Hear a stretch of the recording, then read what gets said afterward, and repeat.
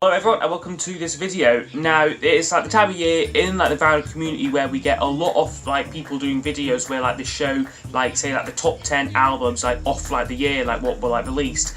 Now I was going to do that, but I realised that I only actually bought like 3 brand new albums like from 2016.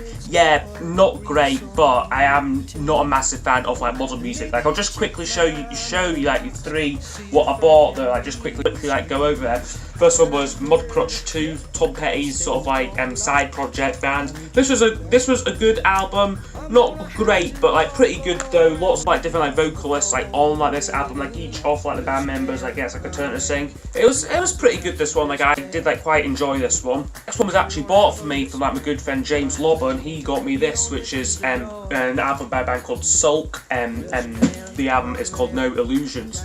And I really like this sort of like Stone Roses-esque sort of like music and that. Like it's really good actually. Favourite track would definitely be like the opening song, Black Infinity. That's a brilliant song. So yeah, this was a great album as well. Like I know like James Lobban is like very, very fond of it. And probably my favourite from the year, won't be much of a surprise, would be Paul Simon's album Stranger to Stranger here. Brilliant album here.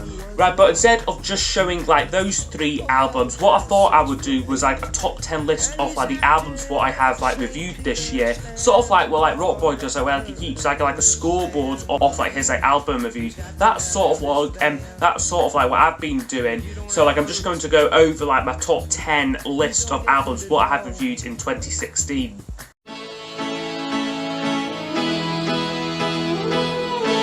So at number 10 is Pet Sounds here by the Beach Boys. Reviewed this back in May for like the 50th anniversary, and it got a score of 88%. Stand by that score. This is a brilliant album and really fantastic. 50 years, yeah, brilliant piece of work. You belong among the wildflowers. Next one at number 9 is like one what I don't actually have on vinyl yet. I will have it in like I think it's like a week's time. I will be getting like the box set for Christmas, but in the meantime I have just got this here. It is Tom Petty's Wildflowers. Reviewed this when introduced like in like October, and this got 89%. Fantastic score there for this brilliant album. Really fantastic. Slightly different like for Tom Petty like up to this point in time, but it is a brilliant piece of work. Wildflowers here.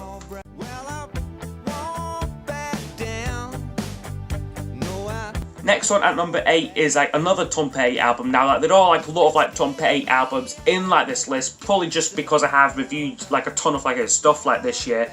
But anyway, at number 8 I have got Full Moon Fever here, the album 2 albums before Wildflowers, and this is fantastic. This got 90%. Yeah, brilliant album. Really consistently great.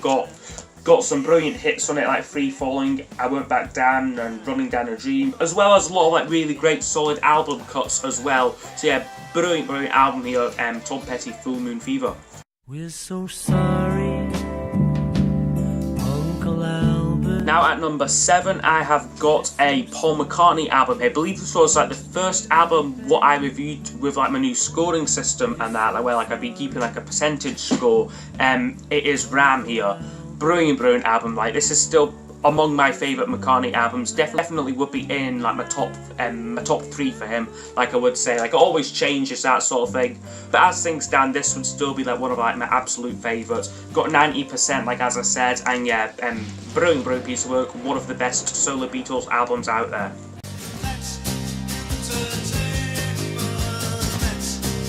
So from like the very first album, like what I reviewed, then right up to like I think this was like the second last one, like what I've done, getting a score of 91%. We have the Jam's masterpiece Sound Effects here. Yeah, fantastic album. Yeah, like recently done this one here. Just so many great songs on.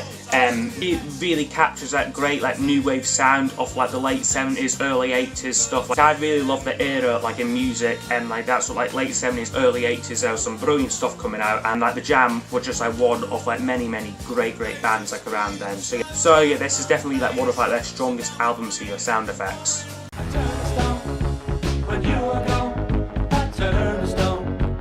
Next one now at number 5 is an ELO album. It is Out of the Blue here.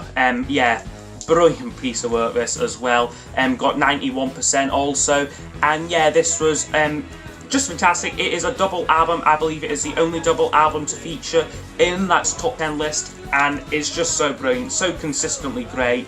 Like, there's no real, like, well, there's a couple of, like, slightly weak songs on there. They are, like, more than, like, balanced out with, like, some absolute works of genius on this album. Stuff like Turn to Stone, Sweet Talking Woman, Night in the City. The whole of side 3 is just a complete masterpiece. You can just put it on and like, just, like, get lost in it. It's brilliant. Fantastic album here, Out of the Blue.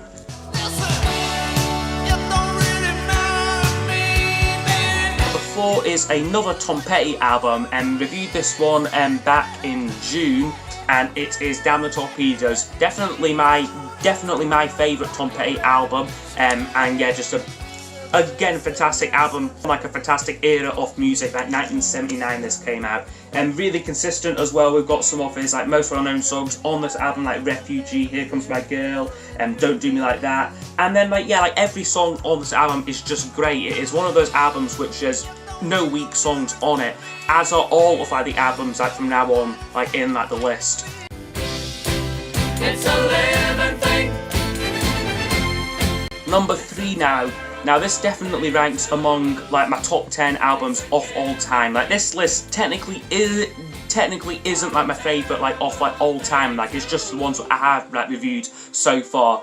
But like the next 3 would all very much probably feature in like my whole sort of like top 10 albums of all time list. So yeah, at number 3 on this list is ELO's A New World Record. Definitely one of their many masterpieces, what like Jeff Lynne and like co-made. Again, not a bad track on here. I love the opening song, Tightrope, would be like my favourite album opener of all time. Got classics like Telephone Line, Rockeria, Living Thing, Do Ya, Shangri-La. So yeah, just some brilliant songs. A little bit poppy, but it's just fantastic though. Like the arrangements, the production is just so sublime on this album. So yeah, that is ELO's A New World Record.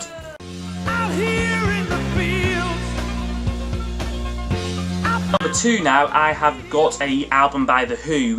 Definitely their best album. Has to be said, like hands down, this is The Who's best album. It is Who's Next. Just so brilliantly consistent. Like they're not trying like to do like a big sort of concept. They're not trying like to tell a story, or like they're not being like over ambitious with this album. Although like initially, like of course this was going to be like the Lifehouse, and like it was going to like be bigger than Tommy and like all that. But I'm glad that like they trimmed it down just to make this absolutely stunning like single album. So many classics on here, like what like we all know, such as like Baba O'Reilly, Won't Get Fooled Again, Behind Blue Eyes, Bargain, My Wife. I love that song now. Yeah, yeah, Song Is Over, Getting in Tune. Yeah, like I've named the whole album basically. So yeah, just fantastic album. Who's Next?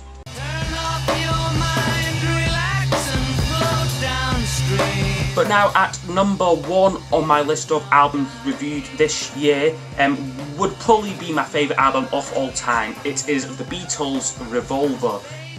Yeah, what can I say, what hasn't been said about this already?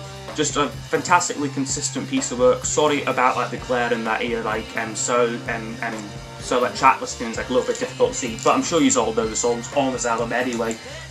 Yes, yeah, just it is the Beatles' Revolver. It is the best album of all time for me.